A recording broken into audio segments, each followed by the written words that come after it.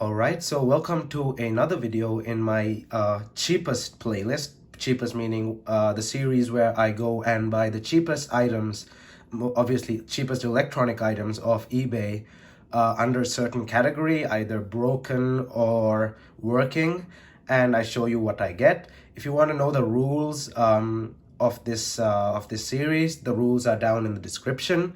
But if you already are a fan of these videos and you already know what's up, welcome back. Firstly, I'd like to apologize for my voice. My throat has not been, the best in a few weeks now. Well, a few days, almost a week.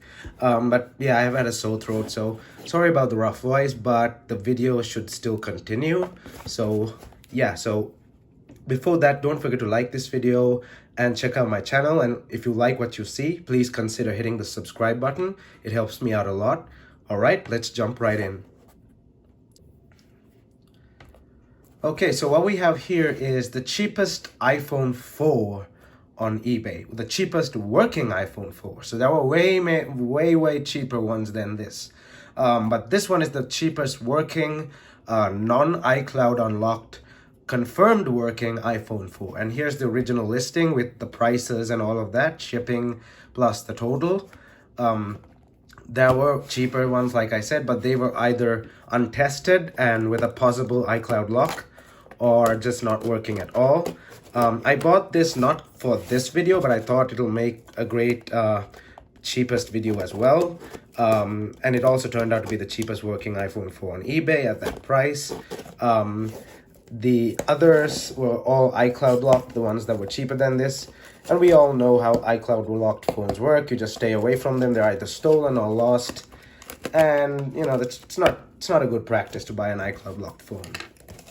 So the reason I really bought this is to celebrate the iPhone 4. If you know, it's 2020 and the iPhone 4 was released approximately 10 years ago. Where was it? It'll actually become 10 on September, but I thought it'll make a great video comparing the iPhone 11, the phone that's currently out on the market, versus the iPhone 4.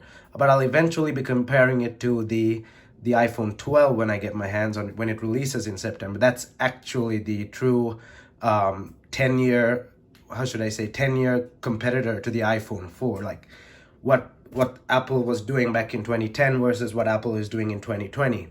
But I'll still be comparing it to my iPhone 11, which I'm using to record right now. But yeah, it's just a great throwback video that I thought I'll do. So stay tuned for that. When I do, it'll be up on my channel. All right, let's have a look at this iPhone 4. This is a Sprint one, so it's locked onto Sprint, but that's okay. I did own an iPhone 4 back in 2010, but I don't have access to it now because it's back home. So I thought I'll just get another one. So there it is. Let's have a closer look. So it doesn't seem to be badly scratched or anything. The back looks good too. It's pretty cold outside, so it was sitting in my mailbox, so there's a lot of moisture there. We got all ports. We got, where's the SIM card slot? They said it was a Sprint, so it should have a SIM card slot. Please don't tell me this is one of those CDMA ones. Okay, that's pretty strange. Wasn't Verizon ones the ones without the SIM card slot? Or was Sprint also like, did Sprint also have like a CDMA version of this thing? So yeah, there's no SIM card slot, but okay, it wasn't as described, or maybe I just missed it, but it doesn't have a SIM card slot. So it's a CDMA version, but that's no problem. If it works perfectly as described, let's just press the button and see. So the power button's a bit hard. I have to hold it down a bit. Yeah, the power button is not in great shape. Okay, maybe just dead on power. Hold up. All right, so we have a plugged in charger. Let's see if it turns on. So yeah, it turns on, because if it didn't turn on, then we have a problem, because it was listed as powers on. So I had a look at the listing while I was finding a charger as well. And yeah, it wasn't exactly the phone in the picture, so it was from a lot of phones. So I guess that's why I got a CDMA. So though he listed it as Sprint, it's probably a Verizon, but that's okay. It's no big deal. I'm never going to use it as a phone, so it's just way too old. But I was thinking of using a 4S for a couple of days to see, because I was scrolling through Reddit the other day and I made a post about iOS, was it iOS 5? I had some interesting questions to ask on Reddit. And one guy is like, I still use my iPhone 4S because I'm really minimalist and I don't really use the smartphone that much. And I was really intrigued by what he said. I thought, I should try using my 4S for a couple of days and see what it's like. My 4S is currently my alarm clock, so I should try using it and see what it's like in 2020. So stay tuned for that video if I ever do it. So English, United States. I'll just do a setup and be right back. Alright, so it's now completely set up and good to go. The power button is completely screwed up, so I'll have to take it apart later and check it out. But let's see what it's running. It was running iOS 7.1.2, and I think that's the maximum supported version for the iPhone 4. Everything seems to work fine, and it's a Sprint.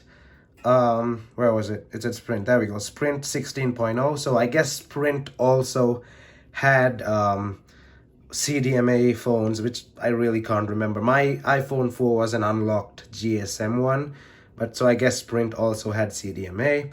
The phone seems to be perfectly working except for the bad power button, but I don't think that's a big issue. I can fix it pretty easily. I don't think I'll have to even replace it. I'll just clean it out and see if it presses down again. But yeah, so here's an iPhone 4S for comparison. It's my trusty alarm clock. I found it at a thrift store a couple of years back for like $6 or $7. I can't remember. It's my alarm clock. It's that horrible loud alarm sound that will wake anyone up. Works like a charm.